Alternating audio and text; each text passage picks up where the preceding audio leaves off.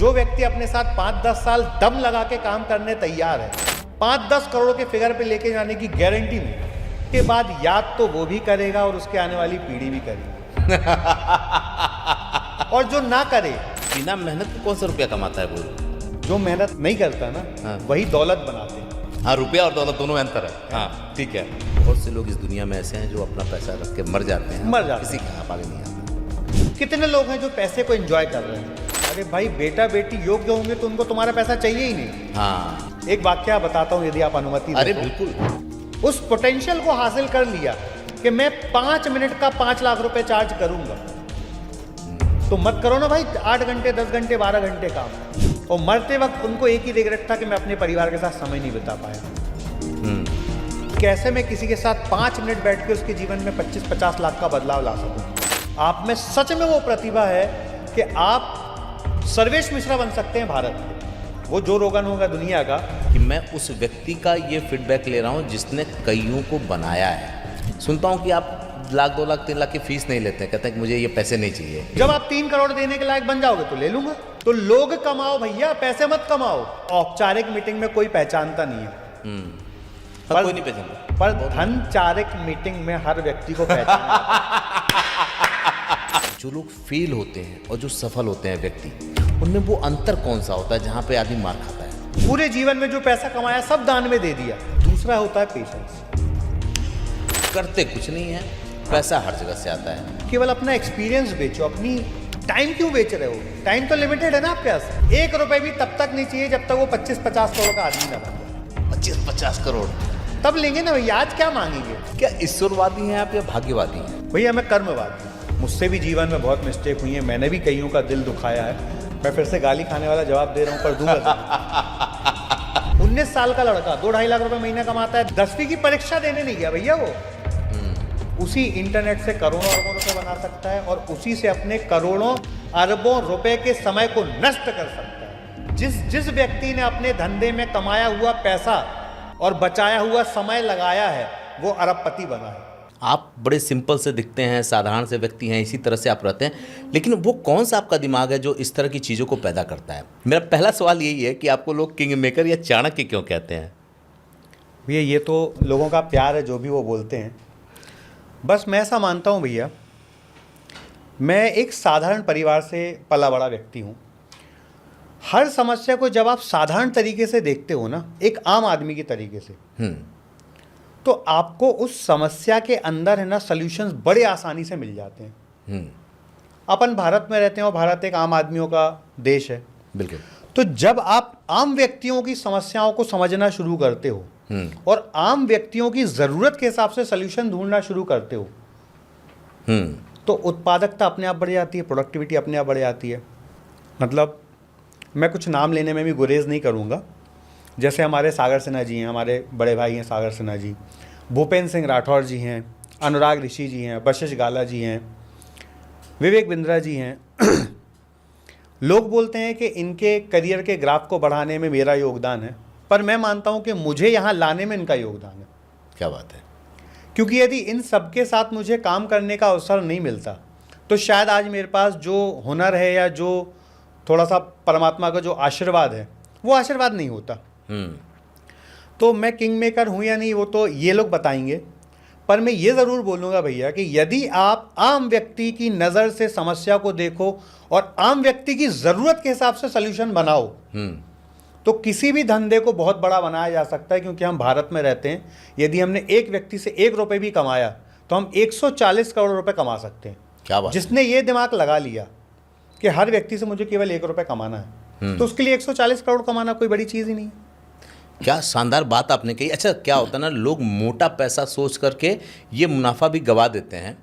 बहुत बड़े बड़े लोगों का नाम लिया जो आज कई जगहों पे बड़े जगहों पे लीड कर रहे हैं। वो मुझे एक बात बताइए, आपके बारे में आपके मुंह से ही मैंने सुना था कि भैया मुझे अगर मेहनत करके पैसा कमाना पड़े या पूरे दिन इंगेज होकर पैसा कमाना पड़े तो फिर उस पैसे का कोई मतलब नहीं है, क्योंकि शायद परिवार छूट जाता है। लेकिन मुझे एक बात बताएं भाई कि बिना मेहनत के कौन सा रुपया कमाता है कोई?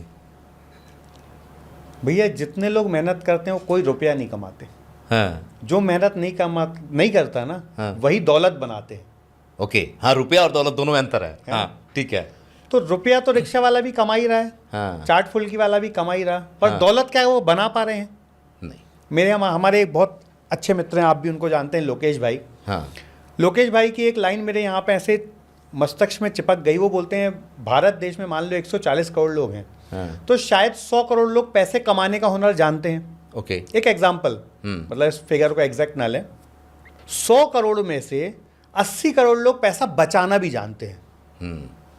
80 करोड़ में से 10 करोड़ लोग ऐसे होंगे जो शायद पैसे को निवेश करना भी जानते हैं। पर भारत में केवल 2% लोग ऐसे होंगे जो अपने कमाए हुए पैसे को खुद इंजॉय करना, खुद उपभोग करना, खुद अपने जीवन में उपयोग करना जानते हैं। बात तो सही है। बहुत आप आंख बंद करके सोचिए, आपके आसपास के यदि आप 100 लोगों को जानते हो, कितने लोग हैं जो पैसे को एंजॉय कर रहे हैं? मुझे लगता है कि उन 100 में तो शायद कोई एक व्यक्ति हो जो बहुत शौकीन हो, जिनके शौक हो अपनी ज़िंदगी में। मैं आपको एक वाक़या बताता हूँ, इससे मुझे याद आया। SBI के मैनेजर मेरे मित्र हैं, उन्होंने कहा कि मेरे यहाँ कुछ ऐसे खाते आते हैं जो ज़िंदगी भर पैसा कमाते हैं और वो मर जाते हैं, उनके पैसे का कोई रिकॉर्ड नहीं होता। अब ऐसे में वो बैंक पे डिपेंड करता है कि बैंक का मैनेजर उसको कैसे क्या करता है, या फिर उसको गवर्नमेंट को लौटा दिया जाता है। तो ये बिल्कुल सही है कि बहुत से लोग इस दुनिया में ऐसे हैं जो अपना पैसा रख के मर जाते हैं, किसी के हवाले नहीं आता। भाई वो सोचते हैं कि मेरे बेटे के काम आएगा, बेटी के काम आएगा। अरे भाई, बेटा बेटी योग्य होंगे तो उनको तुम्हारा पैसा चाहिए ही नहीं। हाँ, मैं आपको ऐसे 50 एग्जाम्पल बता दूंगा जिनके बच्चों के लिए माँ बाप ने अथाह पैसा इकट्ठा किया और बच्चे जाके ऑस्ट्रेलिया में शिफ्ट हो गए, कनाडा में शिफ्ट हो गए, ब्रिटेन में शिफ्ट हो गए, दुबई में शिफ्ट हो गए, और उनको अपने फादर का, मदर का 1 रुपये नहीं चाहिए। हाँ। तो तुम अपनी जीवन के 40 साल खट खट के, दिन रात पेट काट काट के, अपने शौक मार मार के जीवन जिए और इतना इकट्ठा कर लिया, और उस इकट्ठे किए हुए को ना आपने उपयोग किया, ना वो आज आपके बेटे के काम आ रहा है, तो उस पैसे का क्या फ़ायदा? क्या फ़ायदा? आज मैं बड़े गर्व से बोलता हूँ कि मैं महीने में 25 दिन अपने घर पे अपने परिवार के साथ रहता हूँ, 5 दिन काम करता हूँ, और मेरी जितनी ज़रूरत है परमात्मा 5 दिन में पूरी कर देता है। किसी एक वाक्य बताता हूँ यदि आप अनुमति दें। अरे तो बिल्कुल। अभी कुछ दिन पहले मेरे एक मित्र का फ़ोन आया कि चित्रेश भाई, एक ये काम है, ये काम आप ही कर सकते हो और इस काम में अपने को एक एक्स अमाउंट बच जाएगा। वो x amount double digit lakh में था। ओके। मतलब 10 लाख से ऊपर का फिगर था। ठीक है। और मैं कुछ दिन दिल्ली में काम करने के बाद मैं जबलपुर गया था, तो मैंने कहा 4-5 दिन बाद इस पर डिस्कशन करेंगे। अभी मैं उस माइंडसेट में नहीं हूँ। उसने 2 बार 3 बार 4 बार फॉलोअप किया। 5वीं बार उसने मुझे फ़ोन लाया, क्योंकि बहुत खास मित्र था, तो 2-3 गालियाँ बकी और बोली यार तेरे को पैसे की कोई कदर नहीं है। तो मैंने उससे एक सवाल पूछा, पैसा आ जाएगा तो अपन क्या करेंगे? तो बातचीत का डिस्कशन लास्ट में ये पहुंचा, फिर अपन अपने परिवार के साथ बेहतरीन गांव में चल के ज़मीन खरीदेंगे और एंजॉय करेंगे। मैंने कहा भाई वो प्रोसेस मैं आज भी कर रहा हूँ, अपने लड़के के साथ अपने गांव में रह के एंजॉय कर रहा हूँ, तो फिर ये बीच के इतने सारे चैनल क्यों चाहिए मुझे? हाँ। यदि मैं अपने जीवन में आज भी 25 दिन अपने घर वालों के साथ बिता पा रहा हूँ, 25 दिन अपने बेटे के साथ समय दे पा रहा हूँ, तो मैं तो बहुत अमीर आदमियों में ये सोचता हूँ। दुनिया क्या सोचती है वो दुनिया जाने। यदि मैं मेरे कमाए हुए पैसे का 20 साल से कमा रहा हूँ, अभी 20 साल और कमाना है, यदि 40 साल मेहनत करने के बाद मैं अपने बेटे को 2 साल जीवन में नहीं दे पा रहा, तो मैंने कुछ नहीं कमाया सर्वेश भाई, मैं भिखारी आदमी हूँ। कितनी बड़ी बात है, आज पूरी दुनिया इसी से जूझ रही है। आपने कहा जैसे ना कि 25 दिन आप मौज करते हैं, 5 दिन कमाते हैं। इस फिलॉसफी से मैं भी बड़ा प्रभावित हुआ था आपके। तो क्या दुनिया का हर आदमी इस तरह का काम कर सकता है, या कुछ लोग बने हैं इसके लिए? सर, हर व्यक्ति 1000% काम कर सकता है। 1000% बोल रहा हूँ मैं, 100% नहीं बोल रहा हूँ। जिस काम को करने में आपको मोहब्बत हो जाए उस काम से, उस काम को करते वक्त आपको कभी लगेगा कि आप काम कर रहे हो? नहीं। आप पॉडकास्ट करने में मोहब्बत फील करते हो? क्या आपको पॉडकास्ट करते वक्त लगता है कि आप काम कर रहे हो? अरे नहीं, हम तो मजे क्या आप लेते हैं। 3-3, 4-4, 5-5 घंटे पॉडकास्ट कर सकते हो किसी के साथ? बिल्कुल कर सकते हैं, सुबह शाम तक कर सकते हैं। 5 घंटे में आपको कोई चाय ना पूछे, पानी ना पूछे, खाना ना पूछे, फिर भी क्या आपकी एनर्जी कम होगी? बिल्कुल नहीं होगी। तो जिस काम से मोहब्बत है वो काम कहाँ हुआ? वो तो आपकी मोहब्बत हो गई ना। हाँ, बात तो सही है। कल मैं जितेंद्र अड़िया जी के साथ था, बहुत बड़े ट्रेनर हैं। उन्होंने एक बहुत अच्छी बात बोली कि जीवन में जो काम करने में आप एंजॉय करते हैं, हाँ, यदि वो काम को आपने प्रोफेशन बना लिया तो आपने काम जीवन भर किया कहाँ? आप तो एंजॉयमेंट के लिए कर रहे हो ना। बात तो सही है। तो यदि आप पूरे दिन सुबह से लेकर रात तक मेहनत करके फॉर एग्जाम्पल 1000 रुपये घर लेके जाते हो, और आप किसी व्यक्ति के जीवन में 5 मिनट बैठ के 10 लाख रुपए की वैल्यू जनरेट कर सकते हो, तो 10 लाख रुपए की वैल्यू जनरेट करने के लिए पूरे दिन आपको आत्म मंथन करना पड़ता है।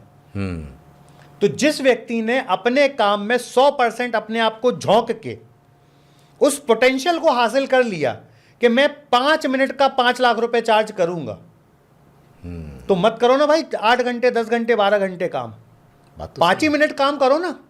पर अपने 5 मिनट को इस लायक बना लो कि आप जिसके साथ 5 मिनट बैठ जाओ उसके जीवन में 25-50 लाख की वैल्यू ऐसे ऐड हो जानी चाहिए, और आदमी आपके 5 मिनट के लिए तरसे। तो मैं अपने आप को वो बनाना चाहता हूँ। मुझे 12 घंटे 15 घंटे काम करने में जीरो इंटरेस्ट है। जब तक मुझे समझ नहीं थी मैंने भी 12 घंटे 15 घंटे काम किया। सारी रात कार चला के एक शहर से दूसरे शहर जाता था, फिर दिन भर काम करता था, फिर 4-6 घंटे सोता था, फिर कार चलाता था। पर कोविड ने मुझे, जब मैं कोविड में अपने परिवार के साथ समय बिता पाया, तो कोविड ने मुझे बताया कि भाई जीवन में कुछ भी कमा लो, यदि परिवार का प्यार नहीं कमाया तो कुछ नहीं कमाया। आज मेरे करीब के बड़े बड़े मंत्री संतरी, उनके बेटे, मैं जो शब्द बोल रहा हूँ शायद बोलना नहीं चाहिए, कोविड में दुर्भाग्यपूर्ण तरीके से मर गए, जिनके पास ना पैसे की कमी थी, ना पावर की कमी थी, ना रुतबे की कमी थी। जिस हॉस्पिटल में चाहे उस हॉस्पिटल में इलाज करा सकते थे, एक फ़ोन पे बेड खाली हो जाता था, उनके परिवार के लोग चले गए। बात तो सही एकदम है। तो जब इतने बड़े लोग अपने परिवार वालों को नहीं बचा पाए, और मरते वक्त उनको एक ही रिग्रेट था कि मैं अपने परिवार के साथ समय नहीं बिता पाया।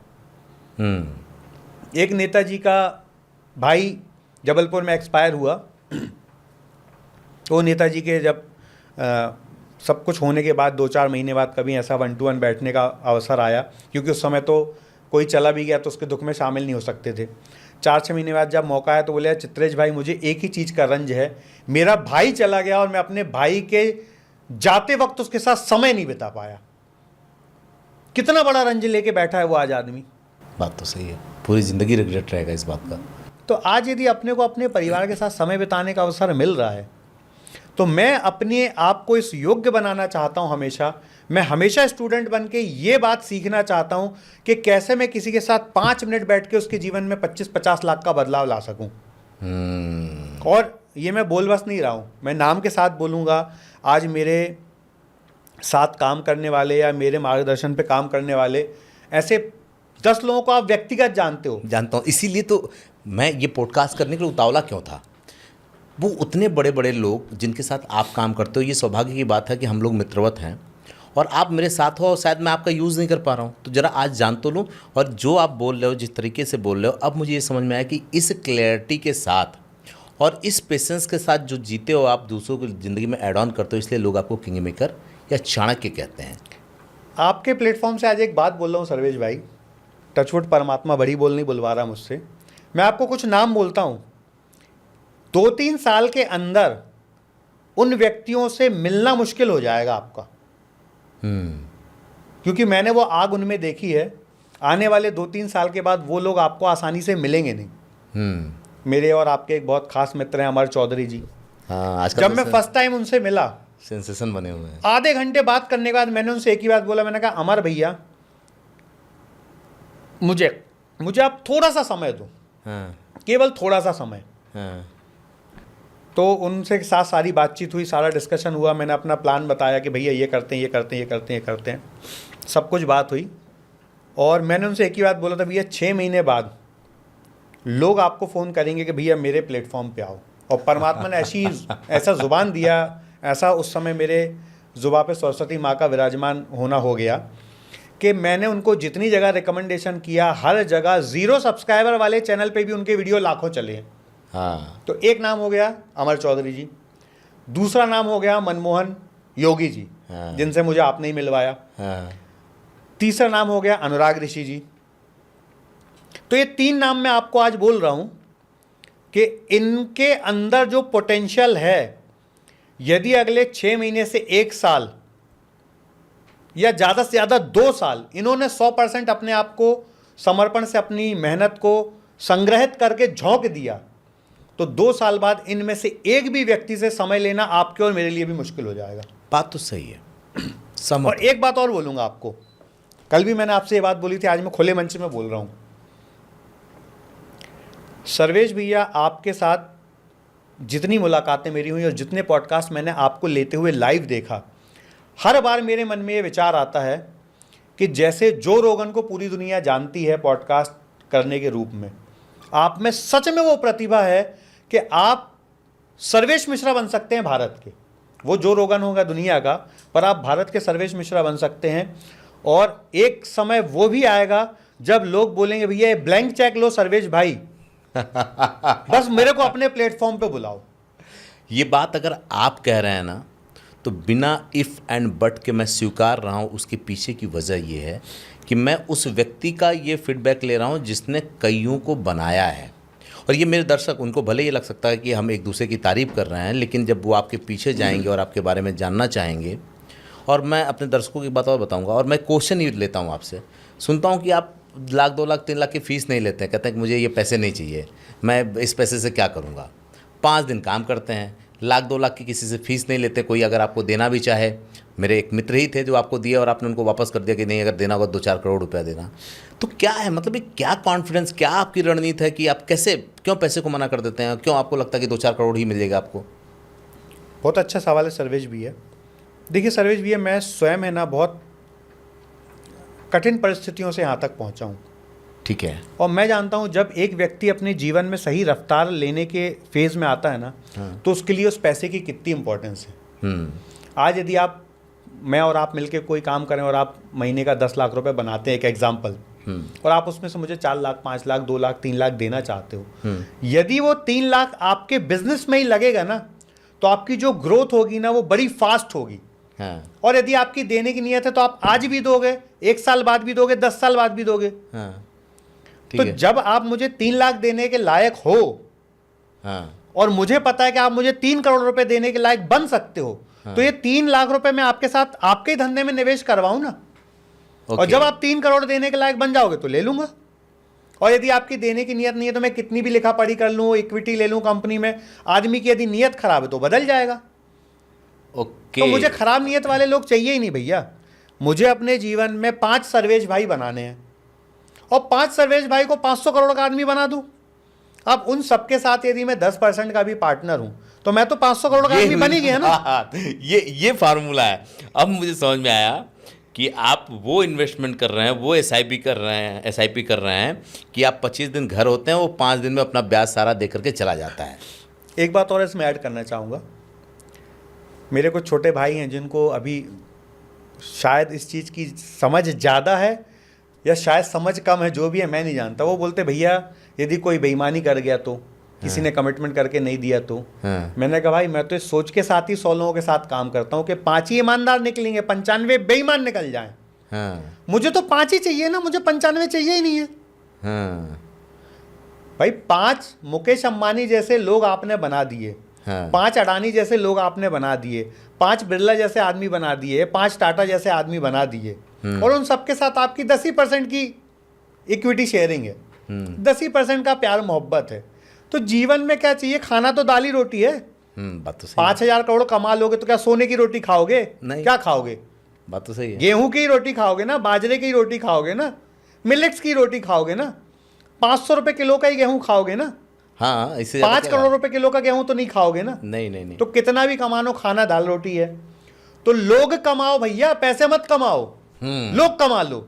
आज सर्वेश भैया आप दिल पे हाथ रख के बोलो, आप 5-10 ऐसे लोगों को जानते होगे, मैं एक इशारा कर दूं कि भैया ये 3 करोड़ रुपए का प्लॉट आपको खरीदना है या 5 करोड़ का प्लॉट खरीदना है, और उनके अकाउंट में पैसा और वो ना कह दें, ब्लाइंड इन्वेस्टमेंट करेंगे, ब्लाइंड इन्वेस्टमेंट करेंगे। इससे बड़ी कमाई क्या है? क्या है इससे बड़ी कमाई बताइए। आज मुझे सागर भैया से कुछ काम था, मैंने सागर जी को मैसेज किया, मैंने कहा भैया इस व्यक्ति को आप जानते हो, इससे मुझे कुछ काम है, तो क्या आप एक फ़ोन कर दोगे उनको? उन्होंने, सच बता रहा हूँ, देखो आपके कैमरे पे बोल रहा हूँ, झूठ तो बोलूँगा नहीं, और बड़ी गहरी बात बता रहा हूँ आपको, उन्होंने एक मैसेज वॉइस नोट बनाया, मुझे पहले वॉइस नोट भेजा, बोले चित्रेश ये वॉइस नोट भेज दूँ क्या? अब सागर सिन्हा जी जैसे बड़े व्यक्तित्व के व्यक्ति इतना अपने को सम्मान दे रहे हैं, क्या ये काम आप 1 करोड़ रुपए दे के सागर सर से करवा के दिखा सकते हो? नहीं, वो तो अपने मिलने की भी फीस लेते हैं, लोगों को काउंसलिंग करने की फीस लेते हैं, जो आपके लिए उन्होंने किया वो 10-12 लाख का एक ऑडियो नोट था आपके लिए। तो उस एक ऑडियो नोट से किसी व्यक्ति का 3 महीने से काम नहीं हो रहा था, उस एक ऑडियो नोट से 3 मिनट में काम हो गया। 3 मिनट में, मतलब मुझे फ़ोन लगाने की भी ज़रूरत नहीं पड़ी। जिस व्यक्ति को सागर भैया ने ऑडियो नोट भेजा, उस व्यक्ति का मेरे पास फ़ोन आया कि चित्रेश भैया, मुझे सागर सर ने आपका नंबर दिया और आपका ये काम है, बताइए मैं कैसे आपकी हेल्प करूं। अब ये कमाई क्या आप पैसे से कर सकते हो? नहीं हो सकती। तो लोग कमाओ, पैसा तो पीछे पीछे आता ही है।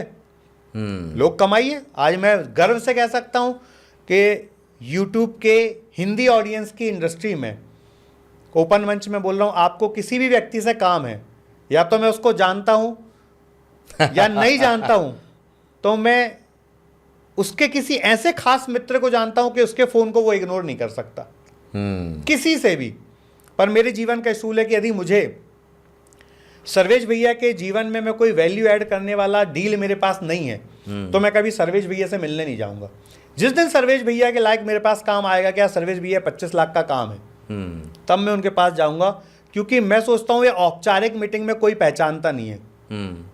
हाँ, कोई नहीं पहचानता, पर धनचारिक मीटिंग में हर व्यक्ति को पहचाना जब आप धन लेके किसी के पास जाते हो ना कि सर्वेश भैया 25 लाख रुपए का चेक पकड़िए, ये काम कर दो, तो वो जो 25 लाख रुपए का चेक होता है ना, उस चेक का बड़ा वजन होता है। आप यदि अनुमति दे तो मैं एक लाइव इवेंट से आपको ये बात। बिल्कुल बिल्कुल। मेरे एक बहुत खास मित्र हैं जो सोनू सूद के बड़े खास हैं। मतलब ये समझ लीजिए सोनू सूद से महीने 15 दिन में उनकी मीटिंग मिलना होता ही था। उन्होंने मुझसे बोला चलो आपको सोनू सूद से मिलवा देता हूँ। तो मैंने कहा यार ऐसे नहीं मिलना मुझे। बोले कैसे मिलना है? मैंने कहा वक्त आने पे बताऊँगा। फिर हमारे एक बहुत खास मोटिवेशनल स्पीकर है, मैं नाम नहीं लेना चाहूँगा मंच पे, उनका कुछ काम सोनू सूद से आया जिसमें 10, 15, 20 लाख सोनू सूद को मिलने थे। मैंने कहा अब मिलवाओ सोनू भैया से, अब मिलने चलते हैं। अब जब 15 लाख रुपए की डील लेके आया, 20 लाख रुपए की डील लेके मैं सोनू जी से मिला, तो वो मुझे पहचानेंगे या ऐसे पहचानेंगे? ऐसे ही एक बार जाके फोटो खिंचा लो। सेम इंसिडेंट राजपाल यादव जी के साथ हुआ। राजपाल यादव जी के साथ एक हमारी मित्र हैं अंजलि जी, वो काम करती हैं।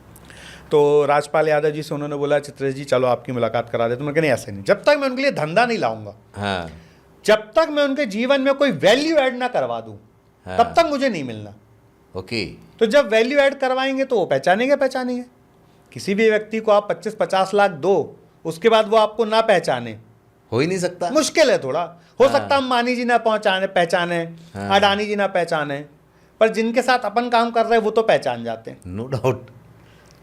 तो मुझे लगता है लोग कमा लो, पैसा पीछे पीछे अपने आप आता है। मज़ेदार बात क्या ना, ये एक MBA के टॉप लेवल की क्लास हो रही, जो हमारी आपकी बातचीत हो रही है, जो बिज़नेस करने वाली कम्युनिटी होगी, जो लोगों से मिलती है, जो नेटवर्किंग वाले लोग होंगे ना, वो इस पॉडकास्ट को समझ रहे होंगे कि यार और दो, मुझे और चाहिए। क्योंकि जो बातें आप बता रहे हैं ना, ट्रेनर इसका पैसा लेते हैं यही बताने का। अच्छा एक बात बताइए, आपको क्या लगता है कि जो लोग फेल होते हैं और जो सफल होते हैं व्यक्ति, उनमें वो अंतर कौन सा होता है जहाँ पे आदमी मार खाता है? ऐसे भैया वैसे तो बहुत सारे फैक्टर हैं, पर मैं 2 ऐसे फैक्टर बोलता हूँ जिनके मैं आपको जीवंत उदाहरण भी दूंगा। ठीक है। एक जो अभी आपने देने की बात करी, आप कहीं पे भी कुछ लेने जा रहे हो, हाँ ठीक है, तो जो व्यक्ति देता है उसका हाथ ऊपर होता है, हाँ बराबर, हाँ, और जो व्यक्ति लेता है उसका हाथ नीचे होता है ना। जब भी आप व्यापार में इस नज़र से जाओगे कि मुझे सामने वाले से लेना है, हाँ। तो हमेशा आपका कॉन्फिडेंस डाउन होगा। ओह। और जब भी आप व्यापार में, किसी मीटिंग में, किसी डील में ये सोच के वो बैठो कि यार मुझे सर्वेश भाई को देना है, तो आपका कॉन्फिडेंस, आपकी आवाज़ में वजन, आपकी आंखों में चमक, आपके चेहरे पे चमक एकदम नेक्स्ट लेवल की होगी, क्योंकि आप देने जा रहे हो। बिल्कुल सही बात। जब आप देने जाते हो ना, तो परमात्मा आपके देने की अपने आप व्यवस्था कर देता है। तो मैं आज तक जिसके साथ भी बैठा हूं, जब से समझ आई है इस बात की, तब से आज तक जितने लोगों के साथ बैठा हूं, मेरे जीवन का एक ही उद्देश्य रहा कि मुझे देने जाना है, लेने नहीं जाना। तो ऐसे ही बड़े हो गए आप, ऐसे ही बड़े हो गए। आज देखो भैया, बायजूस फेल हुआ, क्यों फेल हुआ? क्योंकि वो लेना चाहता था सब। ठीक है, जो शिक्षा देने की बात थी वो भी नहीं दिया उसने। किसी भी बड़े अंपायर के धाराशायी होने के पीछे का आप देखो, लालच, लेने की नियत, क्या क्या सब बटोर लो। और जिनकी देने की नियत है, आज रतन टाटा हैं, अजीम प्रेम जी हैं, आज ये दुनिया से कमाते हैं तो दुनिया को लौटा भी रहे हैं। बिल गेट्स हैं, अपनी पूरे जीवन में जो पैसा कमाया सब दान में दे दिया। देने की नियत है ना, तब वो बिल गेट्स बने, तब वो रतन टाटा बने, तब वो अडानी बने, तब वो अंबानी बने।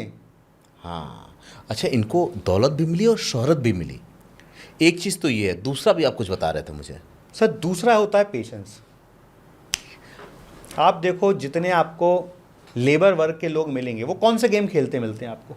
लूडो, ताश, वो जो 2 4 10 15 मिनट आधा घंटा में खत्म हो जाएगी, वो आपको लूडो खेलते मिलेंगे, सांप सीढ़ी खेलते मिलेंगे।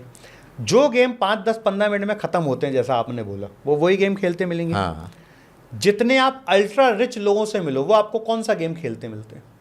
अरे वो तो कहीं चेस खेल रहे होते हैं, कहीं पोलो क्या बोलते हैं उसको, बिलियर्ड खेलते हैं, बाकी गोल्फ खेलते हैं, है ना? ये क्यों? गोल्फ एक एक गेम 2 दिन भी चलता है। अच्छा, तो उनमें वो पेशेंस होता है। वही पेशेंस धंधे में चाहिए। आज जितने भी लोगों के व्यापारिक संबंध खराब हुए हैं, चाहे अपने एम्प्लॉय से व्यापारिक संबंध खराब हुए हों, चाहे वेंडर से व्यापारिक संबंध खराब हुए हों, चाहे बिजनेस पार्टनर से व्यापारिक संबंध खराब हुए हों, उनमें एक सबसे बड़ी चीज़ थी पेशेंस की कमी। मैंने भी किया ये, मैं ऐसा नहीं बोलूँगा कि मैं पैदा होते ही से एक्सपर्ट था। मैंने अपने जीवन में पेशेंस की कमी के कारण बहुत बहुमूल्य संबंध खोए हैं। केवल 1 घंटे का पेशेंस चाहिए था या 15 मिनट का पेशेंस चाहिए था और 15 मिनट में पेशेंस नहीं रख पाया। और मुझे उसका दुख है कि वो 15 मिनट यदि मैं अपने आप को आइसोलेट कर लेता और 15 मिनट बात ना करता तो शायद वो संबंध मेरा आज भी जिंदा होता। आज भी मैं उनके साथ, आज भी मेरे उनसे पारिवारिक संबंध हैं, व्यापारिक संबंध नहीं है। और उन व्यक्तियों से जिन्होंने बचपन में मेरी उंगली पकड़ के मुझे धंधा करना सिखाया, और एक जरा सी पेशेंस की कमी के कारण मैं उनसे दूर हो गया। तो जब समझ आई तो दुख होता है कि यार मैंने इतना अच्छा साथी खो दिया, मैंने इतना अच्छा मेंटर खो दिया, मैंने इतना अच्छा बड़ा भाई खो दिया धंधे में। देखो, परमात्मा के आशीर्वाद से आज मैं जहाँ हूँ, जबलपुर जैसे छोटे शहर से, एक ऐसी फैमिली से जिसमें कोई 12वीं पास नहीं था, कोई नौकरी नहीं करता था। मैं खुद 12वीं पास हूँ और परमात्मा के आशीर्वाद से डॉक्टरों को भी मैं अपने चेक से सैलरी देता हूँ, इंजीनियर्स को भी चेक से सैलरी देता हूँ, MBA वालों को भी सैलरी देता हूँ। देखिए, मैं ये थोड़ा और कर दूं, पता नहीं कितनी कंपनियों की इक्विटी आपके पास होगी। क्या होता है ना कि यही बड़ी सोच होती है। जब मैं आपसे मिला ना तो ये मेरी भी सोच बदल गई। जैसे कोई सुनेगा ना कि आप इतने लोग कैसे देते हैं, इसीलिए तो लोग आपको किंग मेकर बोलते हैं। करते कुछ नहीं है, पैसा हर जगह से आता है। मुझे लगता है ये आपके पेशेंस का गेम है ना भैया। मुझे ऐसा, जो आप बोल रहे हैं उस बात को थोड़ा और आगे बढ़ाता हूँ। मुझे ऐसा लगता है कि जब आपको एक्सपीरियंस आ जाए, हाँ, तो आप केवल अपना एक्सपीरियंस बेचो, अपनी टाइम क्यों बेच रहे हो? टाइम तो लिमिटेड है ना आपके पास। हाँ। 20 साल काम करने के बाद आपको एक्सपीरियंस आ गया और आपको पता है कि मान लो आज गौरव अपना व्यापार शुरू कर रहा है, वीडियो एडिटिंग का या शूट का, कोई भी ऐसा व्यापार शुरू कर रहा है। आपको पता है कल गौरव ये मिस्टेक कर सकता है। आप गौरव को अपने एक्सपीरियंस से यदि आज समझा दो कि गौरव भाई ये गलती तुमसे हो सकती है, इसको आज ध्यान से समझ लो। यदि उसने वो एक गलती आपके बोलने पे नहीं की और उस एक गलती से आपने उसके जीवन का एक दिन भी बचा दिया, एक दिन बोल रहा हूं मैं भी आपका एग्जांपल दूंगा, जो लोगों के 5-5 10-10 साल बचे मेरे एक निर्णय से या एक गाइडेंस से। क्या आप 100 करोड़ रुपए गौरव को देके उसका एक दिन ले सकते हो वापस? नहीं। जो पल बीत गया हो तो बीत गया ना, कभी नहीं ले सकते। तो यदि आपके पास एक्सपीरियंस है और वो एक्सपीरियंस प्रैक्टिकल है, किताब वाला नहीं है भैया। अपन ने खुद अपनी चप्पलें घिसी हैं, घुटने घिसे हैं, कई बार गिरे हैं, कई बार चोट खाई है, तब वो एक्सपीरियंस आया है। आज आप और हमारे बीच की एक हमारी छोटी बहन है तुषारिका शर्मा। आज तुषारिका शर्मा देश के बड़े बड़े लोगों के लिए किताबें लिखती है। महज 3-4 साल पहले वो मुझे मिली थी, 3000 की इंटर्नशिप कर रही थी मेरे पास। आज मैं गर्व से बोलता हूँ कि आज वो, मतलब फिगर बोलना शायद ओपन मंच में उचित नहीं होगा, पर बड़ी बड़ी कंपनियों के CEO क्या कमाते होंगे जो वो कमाती है। बड़ी बड़ी कंपनियों की बात कर रहा हूँ मैं। मतलब 25-50 लाख उसके लिए आज कोई बड़ी चीज़ नहीं है। और मैं 25-50 लाख को भी अहमियत नहीं देता हूँ। आज भूपेंद्र सिंह राठौर जी उससे सेवा ले चुके हैं, वशिष्ठ गाला जी उससे सेवा ले चुके हैं, अनुराग ऋषि जी उससे सेवा ले चुके हैं, सागर सिन्हा जी उससे सेवा ले चुके हैं, सुरेश सर उससे सेवा ले चुके हैं। सब लोग कंटेंट लिखवाते हैं उससे। सब लोगों ने कंटेंट के लिए उसके साथ काम किया, 100 से ज़्यादा बुक लिख चुकी है वो, महज कुछ महीनों में, साल की बात नहीं कर रहा भाई साहब मैं, महीनों में, क्योंकि मुझे पता था उसमें पोटेंशियल है और मुझे पता था उसको कहाँ जाना चाहिए। मैंने केवल, परमात्मा ने मुझे इतनी समझ दिया, इतना आशीर्वाद दिया, मैंने उन लोगों के पास उसको उस समय पहुंचा दिया जब उसको, उनकी और उनको तुषारिका की ज़रूरत थी। तो शायद तुषारिका के भाग्य में उनके लिए काम करना लिखा था तो ज़रूर होता, पर शायद 1 साल बाद होता, 6 महीने बाद होता, 2 साल बाद होता। पर क्योंकि मेरा उनके साथ अच्छा इन्फ्लुएंस था, अच्छा बॉन्डिंग थी, तो मैंने कहा भैया आप काम कराओ, आप कंटेंट लिखवाओ, आपको पसंद आए तो काम करना, पसंद ना आए तो कंटेंट की, पैसे की कोई बात नहीं करना, काम पसंद आना चाहिए। और तुषारिका को भी मैंने एक ही बात बोला कि बेटा अपन को है ना ऐसा काम करके देना है ना कि आदमी बोले अब मज़ा आ गया। सर कुछ महीने में 100 बुक्स लिखवाना बड़ी बात है, मजाक है क्या बहुत सर? बड़ी बात है। आज उसका पब्लिकेशन हाउस है। सेम मेरा एक और छोटा भाई है दुर्वेश यादव, आज बड़े बड़े लोगों के लिए पीआर करता है वो। एक फ़ोन कॉल पे मेरी उससे बात हुई थी, मैंने उसका एक ऐड देखा, आज से 2-3 साल पहले की बात है, ऐड देखा, मैंने फ़ोन लगाया, बात की, और पहले फ़ोन में ही मुझे लगा यार इस आदमी में दम है। और फिर मैं उसको ढूंढते हुए गया, वो मुझे ढूंढते हुए नहीं आया। मैंने बोला यार इसमें 1 घंटे आधे घंटे इससे बात की है, इस बंदे में दम है, उसको आज अपने को इससे मिलना है। महीने 15 दिन में उससे मुलाकात हुई। तीसरा एग्जाम्पल, राहुल राजा मेरा एक बहुत ख़ास भाई है, बहुत ख़ास आदमी है सर। 16 साल की उम्र में मेरे एक बहुत खास मित्र है विरल भाई, उनका वो छोटा भाई है, उनके घर पे मैं अपना सेल्स का एक वीडियो शूट कर रहा था। तो 16 साल की उम्र में वो मुझे मिला और 16 साल की उम्र में बोलता है कि सर मुझे एक कंपनी खोलना है। और जब मैंने उससे आधे घंटे बात की, 1 घंटे बात की, और उसके काम को लेके विजन की जो क्लैरिटी देखी, मैंने कहा यार ये आदमी को तो शायद भविष्य में मैं भी ना मिल पाऊँ, इसकी जो क्लैरिटी है। ये तीनों नाम मैं जो आपको बता रहा हूँ भैया, यदि इन तीनों लोगों ने अपने ऊपर थोड़ा काम कर लिया और अपने से बड़े लोगों की समझ का इस्तेमाल कर लिया, ये तीनों 40 अंडर 40 बनने योग्य हैं। आपके मंच पे बड़ी बात बोल रहा हूँ मैं, 40 अंडर 40।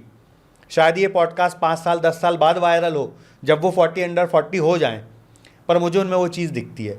तो मैं बोलता हूँ कि यदि मैंने इन तीनों की लाइफ का 1-1 साल भी बचा दिया ना, तो वो 1 साल शायद वो 100 करोड़ कमा के भी कभी दोबारा नहीं ला पाएंगे।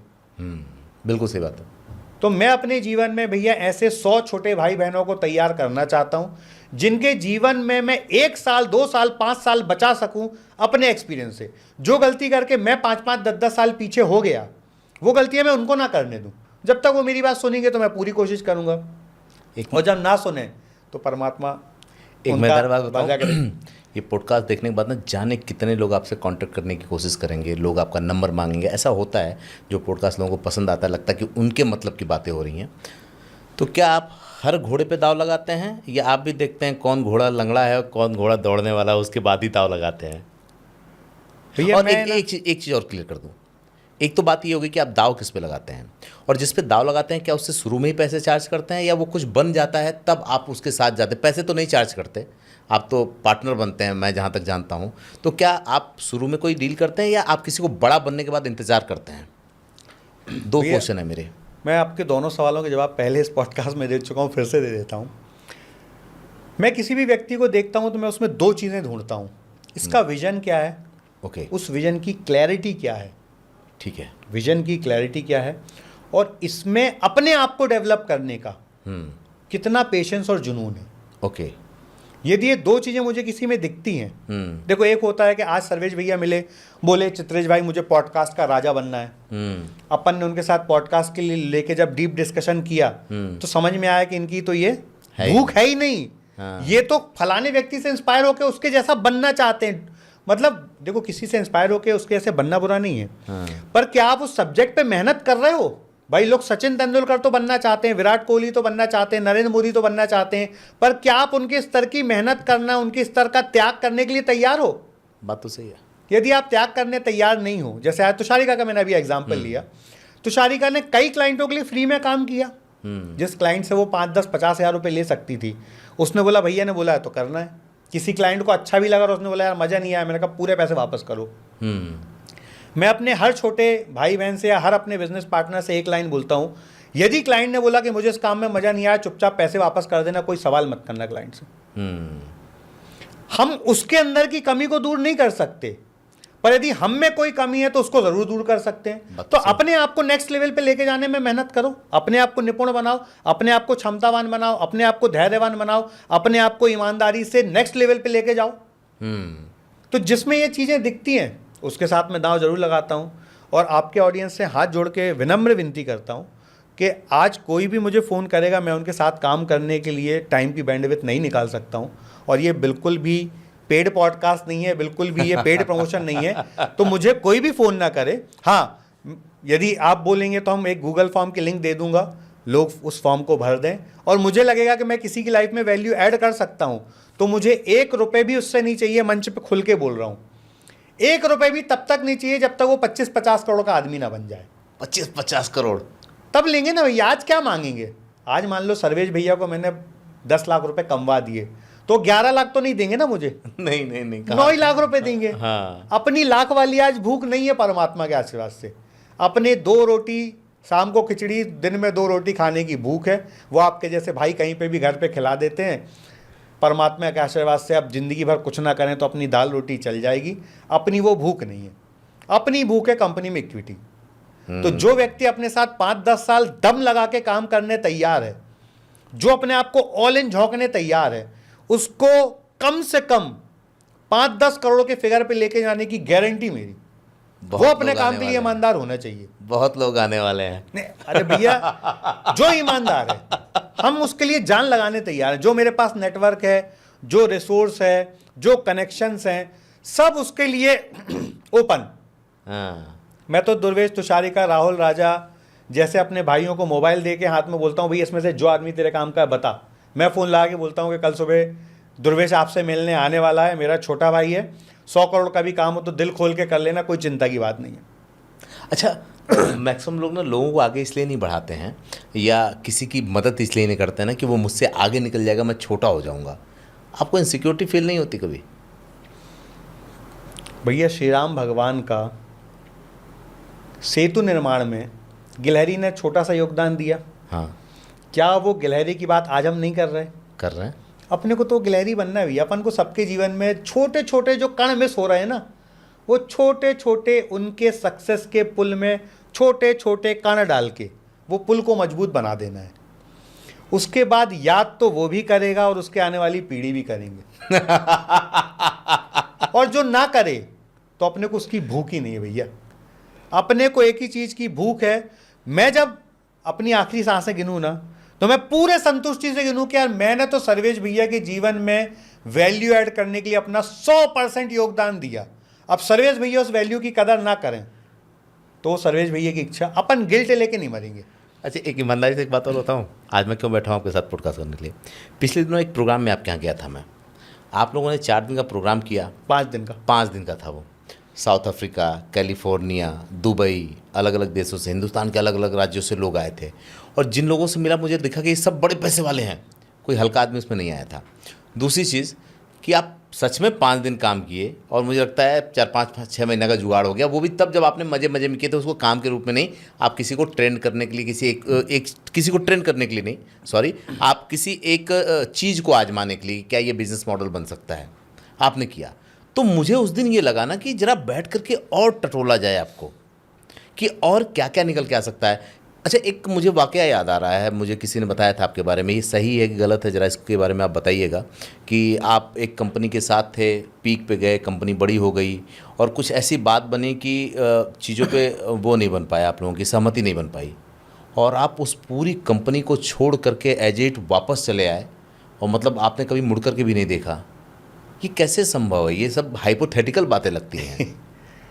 सर्वेश भैया, मैं इस पे एक शायरी बोलिए या एक नगमा बोलिए या एक 2 लाइन बोलिए जो मेरे जहन में उस समय थी।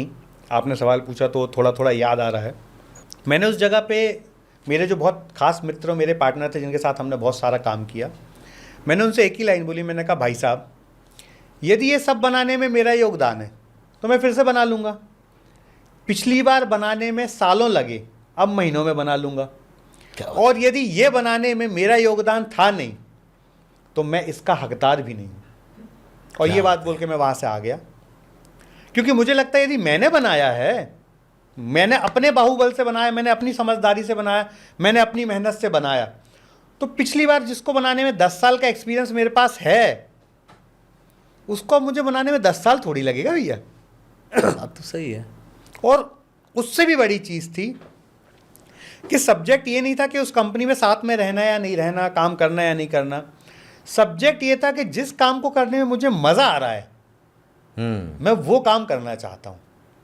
अब यदि मुझे कुछ नहीं मिल रहा तो भी मैं करना चाहता हूँ, और कुछ मिलेगा तो भी करना चाहता हूँ। अब मैं शारीरिक रूप से तो उनके साथ काम कर रहा हूँ मान लीजिए, पर मैं मेरे मन का, मेरी बुद्धि का, मेरी चंचलता का, मेरी खुशी का यदि उपयोग ही ना कर पा रहा हूँ, तो आप बताइए वहाँ रहने का और ना रहने का क्या मतलब। हाँ, फिर तो आदमी कुढ़ने लगेगा अपने आप में। फिर मैं उनकी सक्सेस में भी योगदान नहीं दे सकता था। तो मुझे लगा शायद हम दोनों मिलके एक दूसरे की सक्सेस रोक रहे हैं। तो मैंने उनसे बोला भैया ये मैंने बनाया तो फिर बनाऊंगा, और मैंने नहीं बनाया तो मेरा हक ही नहीं है। आपकी सक्सेस में मेरी जहाँ ज़रूरत हो मैं हमेशा तैयार हूँ, तन मन धन से तैयार हूँ। मेरा जो कुछ भी संसाधन है सब कल भी आपके थे, आज भी आपके और भविष्य में भी आपके रहेंगे। पर हम साथ में काम करेंगे तो शायद आपकी ग्रोथ और मेरी ग्रोथ रुक जाए। अब जब मैं स्वतंत्र होकर काम कर रहा हूँ तो हो सकता है कि मैं उतना बड़ा काम नहीं कर रहा हूँ, पर यह भी हो सकता है कि मैं उससे बहुत बड़ा काम कर रहा हूँ जो उनको भी नहीं पता। क्या ईश्वरवादी हैं आप या भाग्यवादी हैं? भैया मैं कर्मवादी हूँ। मुझे गीता की एक लाइन बहुत अच्छी लगती है कि शायद मैं क्योंकि थोड़ा सा कम जानकार हूँ तो शायद मैं वो लाइन को सही ना समझा पाऊँ आपको, कि कृष्ण बोलते हैं कर्म करो फल की चिंता मत करो। मैं ऐसा सोचता हूँ कर्म करो और पूरा फल भी कृष्ण भगवान को ही दे दो कि भैया सब आपका। हाँ, नेकी कर दरिया में डाल, सब आपका। अच्छा काम करिए, ईमानदारी से करिए। मुझसे भी जीवन में बहुत मिस्टेक हुई है, मैंने भी कईयों का दिल दुखाया है। आज भी मुझे अफसोस है, इस बात का दुख है कि कभी नादानी में मैंने यदि किसी के लिए कुछ किया जो इंटेंशन गलत नहीं था पर गलत हो गया, मैं उस बात से आज भी दुखी हूँ। और परमात्मा मुझे जब भी समर्थवान बनाएगा तो मैं उनके जीवन में कोई योगदान देना ही चाहूँगा। तो मैं सोचता हूँ अच्छा काम करते चलो, लोगों के जीवन में रोशनी डालते रहो, आगे बढ़ाते रहो। जब हमारा नंबर भगवान की किताब में आएगा, ऊपर वाले की किताब में जब अपना नंबर आएगा सुपर सक्सेस का, तो वो चिंता करेगा ना। आप अपने बच्चे की चिंता नहीं करते क्या? बिल्कुल करते हो ना। तो हम भी किसी ना किसी यूनिवर्सल पावर की, किसी ना किसी भगवान की संतान ही है ना। तो क्या वो मेरी चिंता नहीं करेगा जब वो देखेगा यार मेरे बच्चा कितना अच्छा काम कर रहा है? जब आपका बेटा आपकी बेटी अच्छा काम करती है आपको खुशी नहीं होती? बिल्कुल होती है।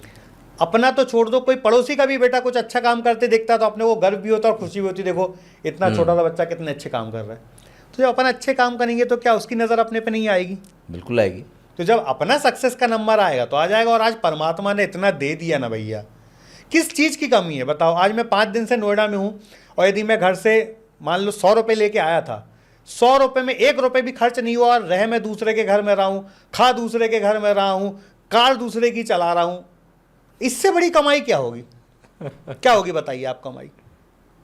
अच्छा, क्या जो आप जैसे लोग, सिर्फ आप नहीं हैं, कुछ और भी ऐसे लोग हैं जिन्होंने बड़ी बड़ी कंपनियों को ऊपर जाने में मदद की है, ये किसी दूसरे मिट्टी से बनते हैं या किसी दूसरे विश्वविद्यालय में पढ़ाई करते हैं या इनका सॉफ्टवेयर दूसरा होता है? जो आप कह रहे हो ना, ये बहुत ठहराव की बातें हैं।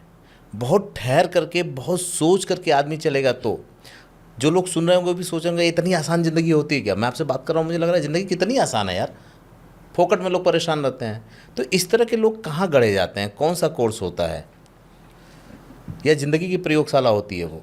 भैया देखिए, मैं फिर एक एग्जांपल कल जितेंद्र जी के साथ जो चर्चा हो रही थी उस पर लेता हूँ। जितेंद्र जी ने बहुत अच्छी एक बात बोली, आप 12 घंटे काम करते हो। हाँ, यदि आप 12 घंटे में 11 घंटे काम करो और 1 घंटे आत्ममंथन बोलो या मेडिटेशन बोलो या सॉलिट्यूड बोलो या ध्यान बोलो, कुछ भी बोल लो, आप 1 घंटे मेडिटेशन करोगे तो क्या 11 घंटे की प्रोडक्टिविटी बढ़ेगी या घटेगी? बढ़ेगी। आप 2 घंटे मेडिटेशन करो तो 10 घंटे की प्रोडक्टिविटी बढ़ेगी या घटेगी? बढ़ेगी।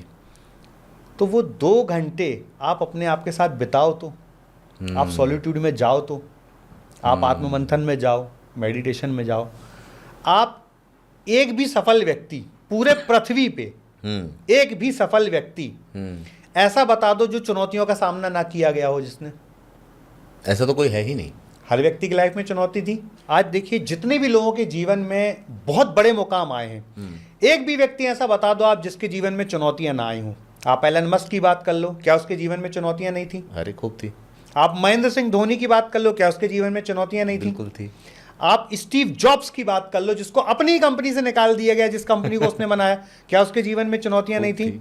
जब स्टीव जॉब के जीवन में चुनौती आई तो भारत आए और उन्होंने मेडिटेशन किया, वो नीम करोली बाबा के पास गए। जब फेसबुक के फाउंडर के जीवन में चुनौतियां आई तो उन्होंने फेसबुक के फाउंडर को बोला कि भैया तू भारत जा, नीम करोली बाबा के स्थान पे जा, वहां पे जाके मेडिटेशन कर, वहां पे जाके ध्यान कर। हम भारत में अपार अपार अपार अपार विद्याओं के देश में हैं। ऐसे ही नहीं भारत में नालंदा और तक्षशिला थी सर। बात तो सही है। हमारे पास ज्ञान का असीम भंडार है। ये गैलीलियो ने तो वो जो क्या होता है टेलीस्कोप, उसको कुछ हजार साल पहले डेवलप किया ना।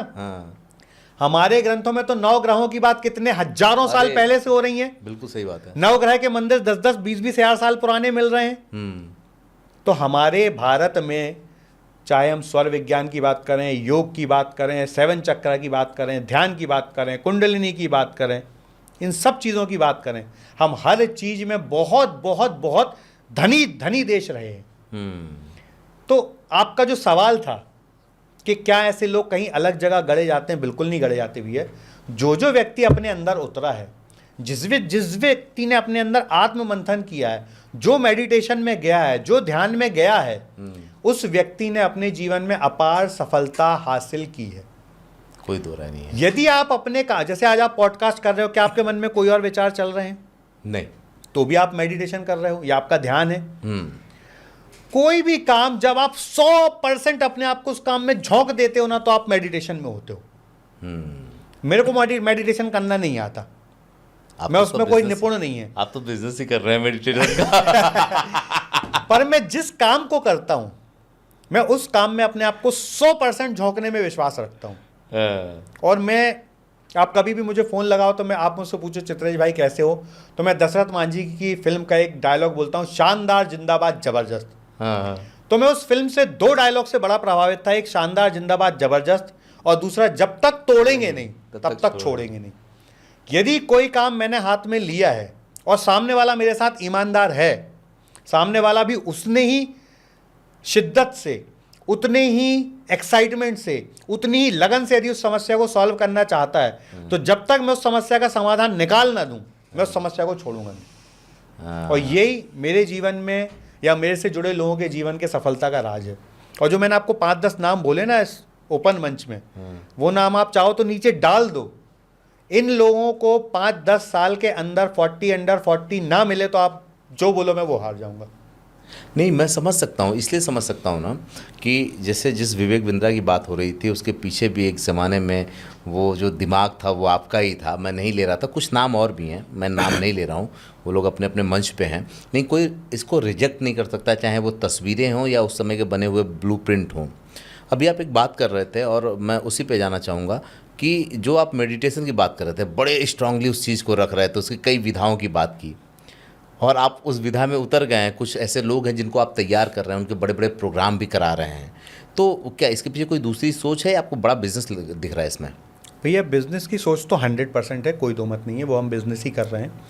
पर बिज़नेस से भी बड़ी चीज़ है कि जो हमारे पूर्वज हमें विद्याएं दे के गए हैं, यदि उन विद्याओं को मॉडर्न ज़माने के हिसाब से डेवलप करके लोगों को सिखाया जा सकता है और लोगों के जीवन में बदलाव आ सकता है, तो हम वो बदलाव लाने के लिए अपना तन मन धन समय सब लगाने तैयार हैं। आप जिस प्रोग्राम की बात कर रहे हो, अनुराग जी जो प्रोग्राम करते हैं, मैं अनुराग जी के साथ मुझे सौभाग्य मिला कि मैं उनकी कंपनी में एक गिलहरी वाला योगदान निभा सकता हूँ। कई कंपनियों में गिलहरी का योगदान है आपका। तो मुझे ऐसा लगता है भैया, अनुराग ऋषि जी जो काम कर रहे हैं, मैंने पहले भी बोला, फिर से बोल रहा हूँ भाई साहब, आने वाले कुछ सालों में, मैं बहुत बड़े नाम के साथ कंपैरिजन कर रहा हूँ, जैसे ओशो की चर्चाएं होती हैं ना, आने वाली ओशो के जाने के बाद आज हम लोग ओशो की चर्चा करते हैं, वैसे अनुराग ऋषि जी की चर्चा होगी आने वाले भविष्य में। मैंने ट्रेलर देखा है।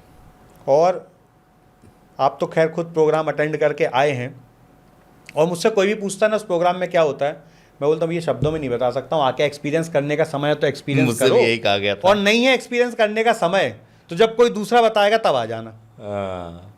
भाई साहब 50-50, 100-100 लोगों की वेटिंग होती है, 50-50, 100-100 लोगों की वेटिंग होती है, और सच बता रहा हूँ सर्वेश भाई, 5 रुपए की भी मार्केटिंग नहीं करते हैं।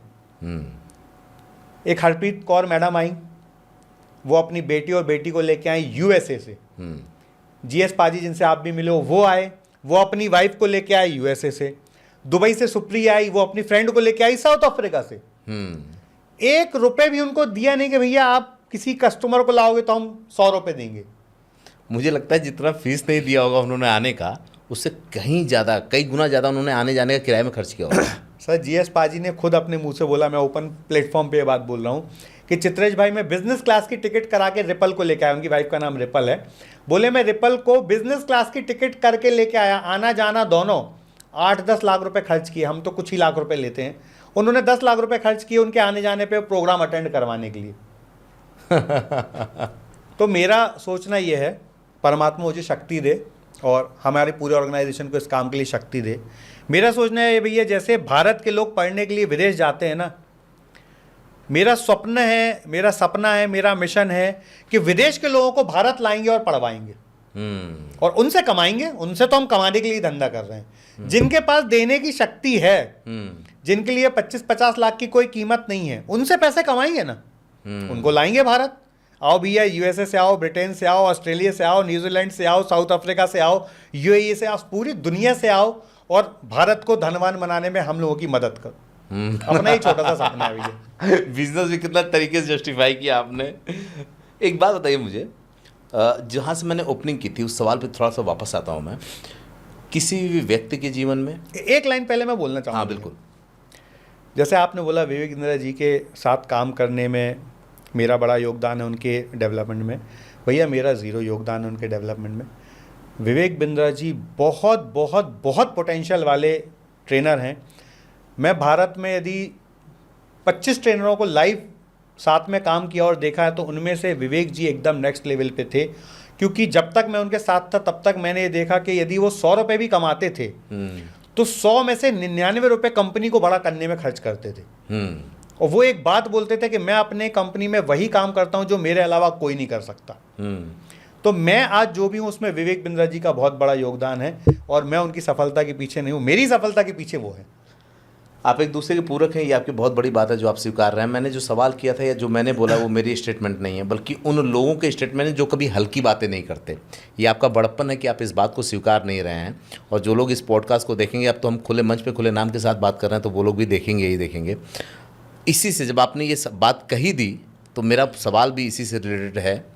कोई व्यक्ति हो, चलने वाली हिंदुस्तान की सरकार हो, कोई राजा रजवाड़ा रहा हो, कोई बड़ी कंपनी अडानी अंबानी की हो, उसमें किंग मेकर की भूमिका क्या होती है जो कभी दिखता नहीं है फ्रंट पे, या यूँ कह लीजिए जो सलाहकार होता है उसकी क्या भूमिका होती है और कितने हद तक वो उस व्यक्ति, सरकार या संस्थान के सफलता के लिए जिम्मेदार होता है? देखो इसका जवाब मैं दे चुका हूँ, फिर से देता हूँ अलग शब्दों में। क्या चाणक्य ने कभी खुद युद्ध किया था? नहीं। चाणक्य क्या करते थे? वो रणनीति बनाते थे। चाणक्य ग्रंथों की स्टडी करते थे। हाँ। स्टडी करके रणनीति बनाते थे और चाणक्य चंद्रगुप्त को तैयार कर रहे थे। हाँ। तो जो मैंने पहले बात बोली थी, जो भी व्यक्ति आत्म मंथन करेगा, जो भी व्यक्ति पीस ऑफ माइंड से अपने आप पे काम करेगा और वो कोई मिशन के साथ काम करेगा, किसी मिशन को दिमाग में लेके करेगा, वो किसी भी कंपनी को नेक्स्ट लेवल पे लेके जा सकता है। किसी भी कंपनी को, किसी भी व्यक्ति को, क्योंकि आपके पास जो मन है ना, उस मन के पोटेंशियल को, कल जितेंद्र जी के साथ इस बारे में भी बात हो रही थी, he is one of the oldest trainer of India जो माइंड पावर पे काम करते थे। तो कल उनसे ये बात की, इस बारे में उन्होंने एक बहुत अच्छी बात कही कि अल्बर्ट आइंस्टाइन भी कुछ परसेंट अपनी 4-5% अपने दिमाग का उपयोग कर पाया। तो जब आप स्वयं के साथ समय बिताते हो और जब आप डे टू डे एक्टिविटी से बाहर निकल जाते हो ना, मतलब आपको युद्ध लड़ने नहीं जाना, आपको डे टू डे सुबह से शाम मशक्कत नहीं करना, आपको बैठ के अपने मस्तिष्क की, अपने ब्रेन के सुपर पावर को जागृत करना है बस। जिस व्यक्ति ने ये काम कर लिया ना, वो किसी भी मिशन में लड़ जाए, किसी भी मिशन में अड़ जाए, वो उस मिशन को कंप्लीट करके ही लौटेगा। तो खाली आपको है ना अपने शांत मन को, अपने अवचेतन मन को, अपने बुद्धि को, अपने ब्रेन को सुपर एक्टिव करना है बस, और वो हो जाएगा। हो जाएगा। और आपको सीखने की मानसिकता रखनी है। मेरा एक भतीजा है भैया, एक बार किसी व्यक्ति विशेष के बारे में चर्चा हो रही थी, तो मैंने कहा ये व्यक्ति काम का नहीं है यार। उसने एक लाइन बोली 4 शब्दों की, आप अनुमति दें तो मैं बोलता हूँ। बिल्कुल। वो बोला, चाचा पानी कितना भी गंदा हो जाए पीने काम नहीं आता है, पर आग तो बुझाता है ना। बात तो सही है। तो पानी कितना भी गंदा हो, शायद आप आज पीने योग्य उसको ना समझो, पर उस पानी का उपयोग करके आग तो बुझाई जा सकती है ना। बिल्कुल सही तो बात। जीवन में हर व्यक्ति उपयोगी है, हर कंकड़ उपयोगी है, हर पानी की बूंद उपयोगी है, हर पत्ता उपयोगी है। आप बताइए, प्रकृति ने जितनी चीज बनाई है, क्या एक भी चीज ऐसी है जिसका उपयोग नहीं होता है? तिनके का तक उपयोग होता है। हर चीज का उपयोग है। अब उसका उपयोग कैसे कर रहे हैं, वो जीवन की सबसे बड़ी शैली है, सबसे बड़ी कला है। तो मुझे ऐसा लगता है कि जिसने अपने पूरे शरीर के सबसे छोटे हिस्से पे सबसे ज़्यादा ध्यान दिया और उसके पोटेंशियल को यूज़ किया, वो किंग मेकर भी बनेगा, चाणक्य भी बनेगा, और वो विश्व विजेता भी बनेगा। खाली आपको इसका उपयोग करना है। जिसने इसका उपयोग कर लिया वो सुपर पावरफुल है। यदि हमारे पूर्वजों ने, हमारे ऋषि मुनियों ने हजारों हजारों साल पहले जान लिया था कि 9 ग्रह होते हैं, सन चक्कर नहीं लगा रहा है, पृथ्वी चक्कर लगा रही है, ऐसी तमाम चीज़ें, हमारे शरीर में इतनी 1000 नाड़ियाँ हैं, ये बहुत सारी चीज़ें हैं जो अनुराग जी बहुत अच्छे से बताते हैं। मैं तो खाली सुन के कुछ शब्दों को रिपीट कर रहा हूँ। तो वो सारी चीज़ें जो हमने उनसे सुनी, हमने अपने ऋषि मुनियों से सुनी, हमने किताबों में पढ़ी, हम उनका 1% भी उपयोग करना सीख गए ना भैया, तो हम विश्व विजेता कल भी थे, सोने की चिड़िया कल भी थे, सोने की चिड़िया आज भी हैं, और विश्व विजेता आज भी हैं। आज से हजारों साल पहले नालंदा और तक्षशिला हुआ करती थी। हम वापस नालंदा और तक्षशिला से बड़ी चीज़ें बना सकते हैं भारत के अंदर। खाली जागरूकता की कमी है, इसको उपयोग करने की कमी है, और बस उसी को उपयोग करने की मिशन में लगे हैं। और आज जो अनुराग जी काम कर रहे हैं, आप जिस प्रोग्राम में आए थे, अनुराग जी के जीवन का मिशन यही है कि भारत में जो हैप्पीनेस इंडेक्स नीचे जा रहा है, हम आज 100-125 कंट्रियों के बाद हैप्पीनेस इंडेक्स में आ रहे हैं, तो तन मन धन लगा के हम उस हैप्पीनेस इंडेक्स में देश को टॉप 10 में लेके आए। ये पूरी कंपनी का मिशन है। इस मिशन के लिए अभी हम सब तन मन धन से लगे हुए हैं कि बस इस मिशन पे काम करना है और इसको नेक्स्ट लेवल पे लेके जाना है। आपसे एक सवाल करना बनता है, क्योंकि आपके पास बड़ी यूथ की टीम काम कर रही है, आप लोगों को तैयार कर रहे हैं, पीछे लोगों को तैयार कर रहे हैं, और जो लोग देख रहे होंगे उनको ये भी बताऊंगा कि यहाँ बड़े सिंपल साधारण वे में आप दिख रहे हैं, जबकि आप जब अपने मंच पे होते हैं, लोगों के बीच में होते हैं, तो ऐसे नहीं होते हैं। तो जो हमारा यूथ है ना, वो कौन सा संक्रमण है जो उसको सबसे ज़्यादा कमज़ोर कर रहा है, या आपको लगता है कि हमारा यूथ कुछ कर नहीं पा रहा है नया, वो सिर्फ चीज़ों को फॉलो कर रहा है? वो क्या देखते हैं, वो कौन सी कमी देखते हैं आप? भैया देखिए, आप जब छोटे थे, आप कौन से खेल खेलते थे? वो हमारे तो बहुत आई स्पाइस, लखनी या ब्रेन स्टॉर्मिंग के जो गेम होते थे, या फिजिकल जो मजबूत होने वाले गेम होते थे, वो मैं खेलता था। ठीक, हो सकता है आपने वो लट्टू खेला हो। हाँ, खेला है, चलाने वाला लट्टू खेला है। ठीक, आपने गिल्ली डंडा खेला हो। खेला है। आपने छुपन छुपाई खेला हो। खेला है। आपने फुटबॉल खेला हो। खेला है। आपने कबड्डी खेली हो। खेला है ना। हर गेम में एक तो टीम स्पिरिट होती थी, है ना, दूसरा कंपटीशन, हेल्दी वाला कंपटीशन होता था। क्या कभी ऐसा हुआ कि आपने गेम खेला और आप अपने दोस्त से हार गए हो और फिर आपने उसके साथ बात करना बंद कर दिया? ऐसा हुआ क्या? नहीं, कभी नहीं हुआ। कभी नहीं हुआ। वहाँ हम सीखते थे। हाँ, क्या धंधा है, आज मान लो धंधा है, हम दोनों कोई धंधा कर रहे हैं, सेम फील्ड में धंधा कर रहे हैं, हम दोनों से आपस में कोई बात हो जाती तो हम सालों बात नहीं करते। होता है ऐसा दो धंधा करने वालों के बीच में? हाँ, होता है, कंपटीशन की भावना की वजह से। पर क्या यही चीज़ बचपन में होती थी जब हम लट्टू खेलते थे, गिल्ली डंडा खेलते थे, क्रिकेट खेलते थे, वॉलीबॉल खेलते थे, कबड्डी खेलते थे? होती थी क्या? नहीं होती थी। आज के बच्चे क्या फिजिकल गेम खेल रहे हैं? नहीं खेल रहे हैं, और जो मेंटल गेम खेल रहे हैं तो बीमार हो रहे हैं, कत्ल कर रहे हैं।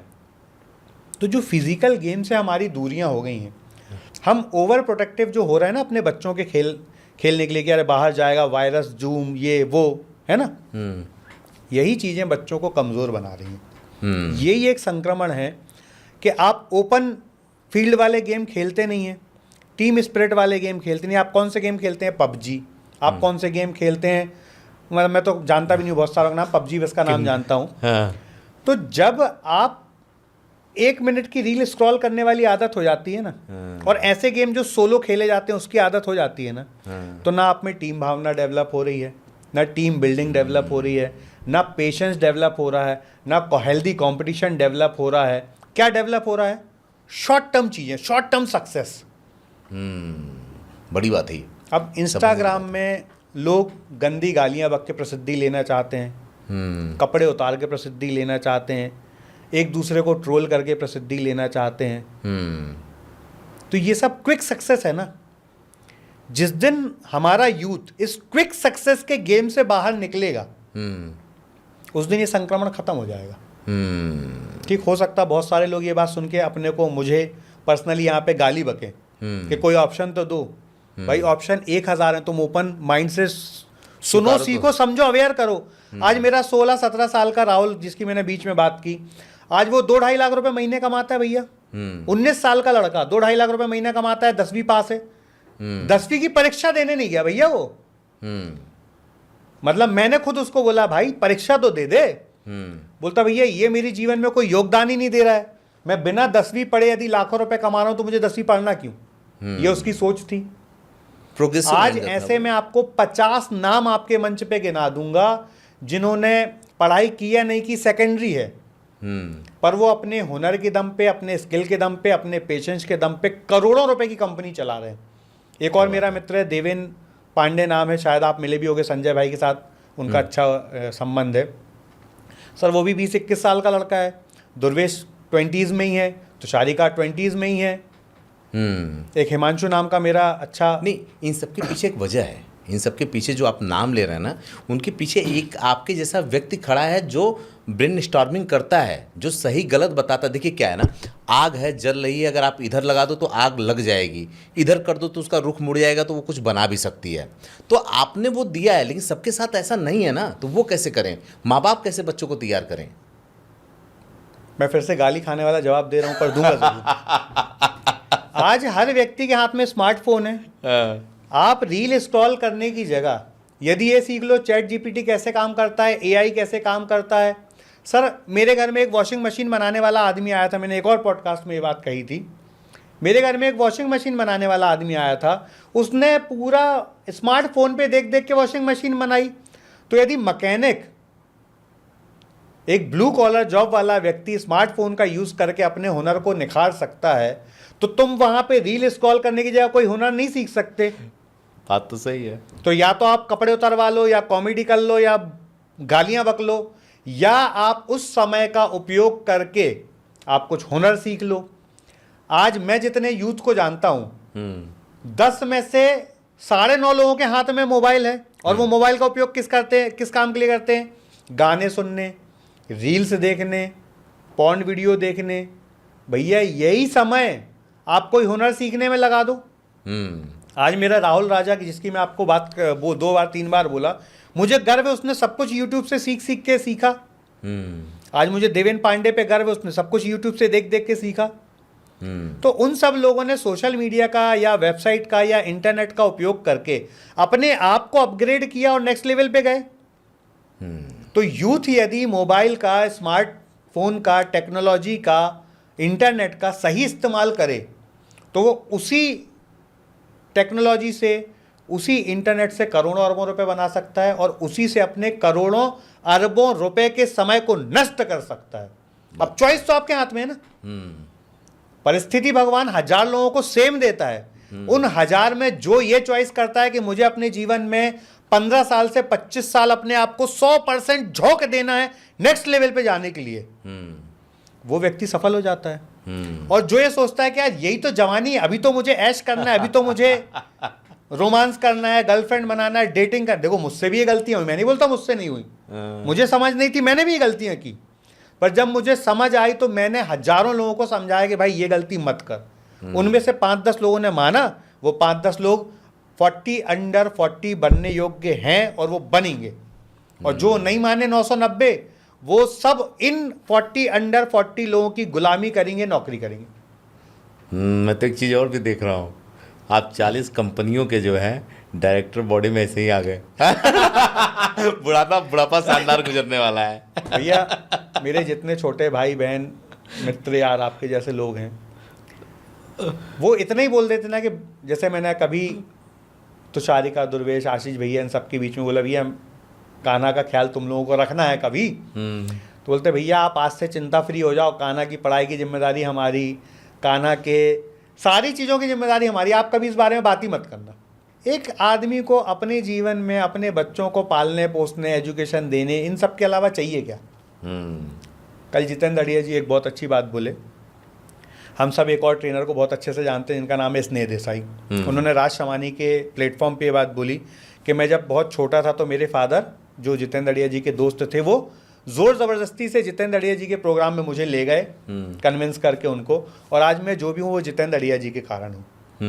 तो आज मैं इतने बड़े बड़े ट्रेनरों के साथ काम करने का परमात्मा ने मुझे सौभाग्य दिया कि मैं इतने बड़े बड़े लोगों के साथ काम कर रहा हूँ, चाहे वो अनुराग ऋषि जी हों, सागर सिन्हा हो, BSR सर हों, सुरेश मनसरामानी जी हों, इतने बड़े बड़े लोगों के साथ काम करने का मुझे सौभाग्य मिला। तो मेरे बेटे को मैं इन सबके प्रोग्राम में बैठाऊंगा, मैं तो उसको स्कूल भी नहीं भेजना चाहता। मैं तो चाहता हूँ जितने ट्रेनिंग इंडिया में होते हैं सब जगह अपने बेटे को ले आके बैठाऊँ, जहाँ उसका दिल करे, जिस प्रकार की ट्रेनिंग में, जिस प्रकार के हुनर को, जिस प्रकार के स्किल को सीखने का उसका मन करे, कहूँ बेटा 13, 14, 15 साल तक पूरा झोंक दे अपने आप को इस स्किल में। बस यही तमन्ना हो। मैं तो भारत के एजुकेशन सिस्टम के भी खिलाफ हूँ, क्योंकि हमारे देश में जो एजुकेशन सिस्टम गुरुकुल के टाइम पे होता था कि गुरु के घर के पूरे काम भी शिष्य करता था, पूरे काम शिष्य करता था, है ना। तो वहाँ प्रैक्टिकल नॉलेज दिया जाता था, जाओ जंगल से लकड़ियाँ बीन के लाओ, जाओ जाके फल तोड़ के लाओ, ये प्रैक्टिकल चीज़ें सिखाई जाती थी। तो वो प्रैक्टिकल चीज़ों के कारण हम बड़े मजबूत माइंडसेट के लोग थे। और आज जो वो 4 दीवारियों में आपको सारे सब्जेक्ट पढ़ाए जा रहे हैं ना, जो जीवन में कभी काम ही नहीं आते, मैं उसके सख्त खिलाफ हूँ भैया। हमारा एजुकेशन सिस्टम ही हमारे आज के यूथ को ना किल कर रहा है। बातें करने का बहुत मन कर रहा है आपसे, क्योंकि ये इस तरह की बातें चल रही हैं जो अमूमन मिलती नहीं है और लोग बताते नहीं हैं। किसी एक्सपर्ट के पास चले जाओ तो कहता है पहले एनरोलमेंट करवाओ, मेरी फ़ीस दो, उसके बाद हम आपको सेशन देंगे। और जब सेशन के नाम के क्या होता है, यही नोट्स बनवा के दे देता है, या वो कहता है कि हमारा 599 का नोट्स है, उसको खरीद लो, आप पढ़ के समझ जाओगे, जो अभी हमें आज ये फ्री में मिल रही है। आखिरी में चलते चलते 2 सवाल मैं आपसे पूछूंगा। एक बात आपने कही थी, मेरे दिमाग में अटक गई थी। आपका ख़ानदानी बिजनेस भी था, जैसा कि आपने बताया चित्रेश सोनी जी, और आपकी दुकानें थी, और आपने कहा कि यहाँ कोई बगल में दुकान खोल देता है तो आदमी सिक्योर हो जाता है, या बिज़नेस में ऊपर नीचे होता। तो कैसे बिज़नेस करना चाहिए और आप लोग कैसे कर लेते हैं कि अगल बगल 10-15 दुकानें होती हैं और सेम एक ही चीज़ की दुकानें होती हैं? मान लीजिए कि गहने की दुकान है तो 10 गहने की दुकान है, कभी कोई इनसिक्योर नहीं होता, बल्कि बगल वाले को पैसा की ज़रूरत पड़े तो कहेगा अरे उनके यहाँ चले जा, वहाँ से मांग लिया। तो कैसे ये होता है, और कैसे, क्या आप ये मानते हैं कि सबके हिस्से की कमाई ऊपर वाला नियुक्त कर रखा है? ये देखिए 2 चीज़ें हैं। पहले मैं आपको सवाल के पहले भाग का जवाब देता हूँ। आपको जब सब्ज़ी खरीदनी है तो आप मंडी जाते हो या कहीं और? मंडी जाते हैं, सस्ती मंडी में 4 टमाटर वाले लाइन से खड़े होते हैं। हाँ। तो चारों में से किसी से आप खरीद लेते हो। हाँ। तो क्या जिससे आप नहीं खरीदते हो भूखा मर रहा है? नहीं, उसके पास भी कोई ना कोई जाता ही है ना। बिल्कुल जाता है। तो व्यापार दुकान से नहीं चलता, व्यापार चलता आपके व्यवहार से। जिस भी व्यक्ति के व्यवहार अच्छे हैं वो दुकान कहीं भी खोल ले, उसकी दुकान चलेगी। मजे की बात। जिस भी व्यक्ति के व्यवहार अच्छे नहीं है वो कहीं भी दुकान खोल ले, नहीं चलेगी। व्यवहार अच्छा है तो चलेगी, व्यवहार अच्छा नहीं है तो नहीं चलेगी। ये बात हो गई जब आप इंडिविजुअल काम कर रहे हो। ठीक है। पर जब आप यही काम कॉर्पोरेट लेवल पे कर रहे हो तो वहाँ व्यवहार बस से दुकान नहीं चलती, वहाँ दुकान चलती है सिस्टम से, SOP से, प्रोसेस से, डिसिप्लिन से। आज हम बोलते हैं कि विदेशी फ्रेंचाइजियाँ सफल हैं, देश की फ्रेंचाइजियाँ सफल नहीं हैं, क्योंकि उसके पीछे उनकी बड़ी सोच है। वो पहले बड़े इन्वेस्टमेंट करते हैं, पूरी लाइन तैयार करते हैं, असेंबली लाइन तैयार करते हैं, पूरे प्रोसेस तैयार करते हैं। आप मैकडोनल्ड की फ्रेंच फ्राइज भारत में कहीं पे भी खाओ, दुनिया में कहीं भी खाओ, सेम स्वाद मिलेगा। बिल्कुल। पर हम टिक्की की 4 दुकान खोल लेते हैं, चारों जगह स्वाद अलग अलग हो जाता है। क्योंकि हम छोटी बुद्धि से काम करते हैं, हम बड़ी बुद्धि से काम ही नहीं करते। हम धंधे में पैसे लगाने नहीं चाहते। धंधे वाला पैसा कमाता है, दुकान खरीदनी, मकान खरीद लिया, प्लॉट खरीद लिया, यहाँ इन्वेस्टमेंट, वहाँ इन्वेस्टमेंट। भाई जहाँ से पैसा बनाया वहाँ इन्वेस्टमेंट क्यों नहीं करते? बात तो सही है। आप उस पर इन्वेस्टमेंट करो और वहां से रिटर्न जो आ रहा है वो आपके प्लॉट के रिटर्न से बड़ा ना आए तो मैं जो बोलूँ वो हार जाऊं। जिस व्यक्ति ने अपने धंधे में कमाया हुआ पैसा और बचाया हुआ समय लगाया है वो अरबपति बना है। तो आप अपना बचाया हुआ समय और कमाया हुआ धन तब तक धंधे में लगाओ जब तक धंधे की पैसिव इनकम से भी पैसिव इनकम आना शुरू ना हो जाए। पैसिव से भी पैसिव, पैसिव से भी पैसिव। फिर करो ना अपने शौक पूरे। किसने रोका भाई? पैसा अपन शौक पूरे करने लगाते हैं ना, पर तब पैसा मत निकालो जब धंधे की जरूरत हो। हर असफल व्यक्ति या असफल धंधे के पीछे आप स्टडी करोगे तो कुछ वजह में से एक वजह आपको ये जरूर मिलेगी कि उसने धंधे से पैसा निकाला और यहाँ वहाँ। कुछ में से नहीं, बहुतों में से यही मिलती है। सर बायजूस का एग्जांपल थोड़ी देर पहले लिया तो उसने क्या किया? धंधे को पैसों को निकाल के आईपीएल को स्पॉन्सरशिप दे दी। भाई आईपीएल का पढ़ाई से क्या लेना देना? सही बात है, क्या लेना देना बताइए? कोई लेना। क्या वो धंधे का सही इन्वेस्टमेंट था? नहीं, वो अपना केवल भौकाल बनाना चाहता था, अपना टेरर दिखाना चाहता था। भाई क्या? और अब देखिए यहीं पे मुकेश अंबानी ने भी गेम खेला, पर उसने तो पूरा साम्राज्य ही बना दिया। साला आईपीएल की टीम उसकी, जिस पर टेलीकास्ट होगा वो चैनल इसका, जो इंटरनेट इस्तेमाल होगा वो उसका। गजब की मोनोपोली है, पूरी फुल मोनोपोली। तो अब या तो आप बायजूस बन जाओ कि खाली आपको भौकाल दिखाना है कि मैं बहुत पावरफुल हूं, मैं बहुत शक्तिशाली हूं, मैं बड़ी बड़ी चीजें स्पॉन्सर कर सकता हूं, और फिर चले जाओ। या फिर वैसा बन जाओ कि ये सारे स्पॉन्सर का पैसा आपके पास आ जाए। आज सारे स्पॉन्सर का पैसा किसके पास आ रहा है? जो टेलीकास्ट करवा रहा है, जियो। सारे यूजर का इंटरनेट का पैसा किसके पास आ रहा है? जो इंटरनेट सर्विस दे रहा है, जियो। और सारा युवा देख कहाँ रहा है? वही उसी चैनल पे। अच्छा एक बात बताऊँ मैं आपको, मतलब क्या ना, हर बार एक सवाल बढ़ जा रहा है मेरा। लास्ट वाला सवाल मैं बचा के रखा हूँ कि उसी से अंत करूँगा, लेकिन वो हो नहीं पा रहा है। कई लोग ना आपके बारे में कहते हैं कि अरे यार वो इतने लोगों की मदद करते हैं, किसी से कुछ लेते नहीं हैं, और मतलब कहीं से पैसा नहीं ले, उनका हिडन एजेंडा होता है, कोई बिना मतलब का किसी की मदद करता है क्या? ये जब आप अपने बारे में सुनते हैं और सच में बिना मतलब की मदद कर रहे होते तो कैसे इस मनोदशा से कैसे बाहर आते हैं? क्योंकि आदमी तो खींच जाता है ना ऐसे में। सर 100% मेरा हिडन एजेंडा है, 100%। मुझे तो 108 कंपनियों में अपनी इक्विटी बनानी है। 108 कंपनियों में। ये 108 को 108 कंपनियों में अपनी इक्विटी लेनी है। जो प्यार से 2% दे दे 2% दे दे, जो 10% देना चाहे 10% दे दे, जो 50 देना चाहे 50 दे दे। हाँ, अपने को तो 108 मालाओं दानों की एक माला बनाना है और अपने को धागा बन के उनको सबको जोड़ के रखना है, बस। हिडन एजेंडा तो 100% है। कोई काम अपन अपने स्वार्थ के बिना नहीं कर रहे हैं। हिडन एजेंडा जरूर है, पर वो 108 लोगों को मैं चुनूंगा। वो इतने भाग्यवान नहीं है कि अपने को चुने। ये मेरा हो सकता गुरूर भी हो, पर मैं ऐसा सोचता हूँ वो किन 108 कंपनियों में इक्विटी लेनी वो मैं डिसाइड करूंगा। बाकी सबको जो मेरे पास बचा हुआ है सब तेरा ही तो है भाई, ले जाना। आज सर्विस भैया किसी के काम आ सकते हैं और वो सर्विस भैया के काम आ सकता है, और मैंने मुलाकात करवा दी तो परमात्मा ने तो वो मुलाकात लिखी थी। यदि मैं निमित्त बन गया तो मेरे को कुछ वाहवाही मिल गई ना। अरे बिल्कुल, नहीं तो आपकी और उसकी मुलाकात तो उसने लिखी थी। वो आज मैं नहीं कराऊंगा, कल कोई और कराएगा। तो वो अवसर मैं अपने आप से क्यों खोऊं? वो अवसर मैं ही ले लूं ना। इतनी सी बात है। तो एजेंडा तो है, हिडन एजेंडा है। चलिए आखिरी सवाल पूछ ही लेता हूँ, और मुझे लगता है कि दर्शक कहेगा कि पार्ट 2 चाहिए उसको, क्योंकि इसमें बहुत सी बातें ऐसी हुई ना जो अभी उनको चाहिए, उस पर क्लियरिटी चाहिए। बहुत से ऐसे सवाल आएंगे, हो सकता है अगर इस तरह के जब सवाल आए तो अगली बार पूरा सवाल ही कंपाइल करके आपके साथ बैठ जाऊँगा और अपना एक भी सवाल नहीं पूछूंगा, दर्शक का सवाल पूछ लूँगा।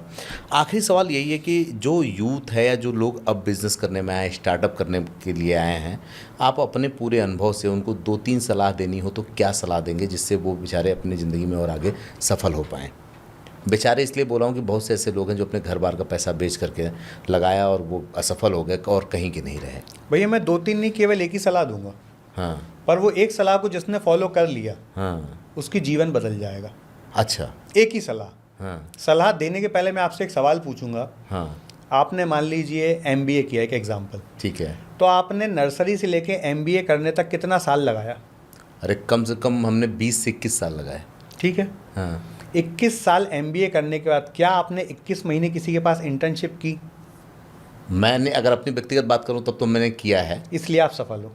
हाँ, मैंने 6 महीने फ्री में इंटर्नशिप की है, इसलिए आप सफल हो। आज बच्चा जैसे ही उसके हाथ में डिग्री आता है उसको लगता अब तो अपन को नौकरी चाहिए। मिलनी चाहिए। 1 साल वो धक्के खा खा के इंटरव्यू देने के लिए धक्के खाता रहेगा, पर वो 1 साल कहीं इंटर्नशिप नहीं करेगा। आज जो तुषारी का सफल है ना, उसके पीछे का राज ये है कि वो 6 महीने इंटर्नशिप की मेरे पास। आज राहुल राजा जो सफल है ना, उसके पीछे का राज ये है कि वो 2 साल फ्री में काम किया मेरे पास। आज दुर्वेश यादव यदि सफल है ना, तो उसके पीछे का राज ये है कि वो कई साल तक फ्री में काम किया। पहले अपना हुनर तो दिखाओ भैया।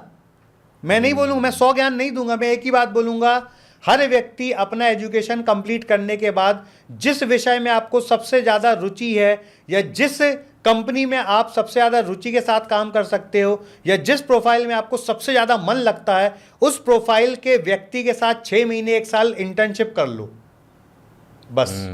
जब आप 1 साल बेरोजगार घूमते हो तो क्या आपके माँ बाप आपको पैसे नहीं देते, खाना नहीं खिलाते? देते हैं, बिल्कुल देते हैं।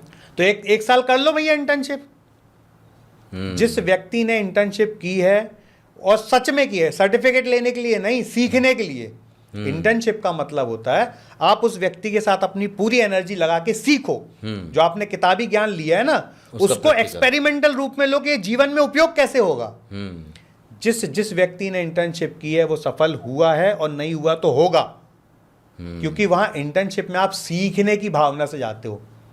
बिना तलवार चलाना सीखे कि आप युद्ध जीत के आ सकते हो? कभी संभव ही नहीं है। तो तलवार चलाना सीख लो भैया 6 महीने 1 साल। जब तुम अपने एजुकेशन के लिए 20-20 साल देने तैयार हो, तो 20 महीने इंटर्नशिप में दे दो। इंटर्नशिप करो, और सफलता ना आए तो आप मुझे बताओ।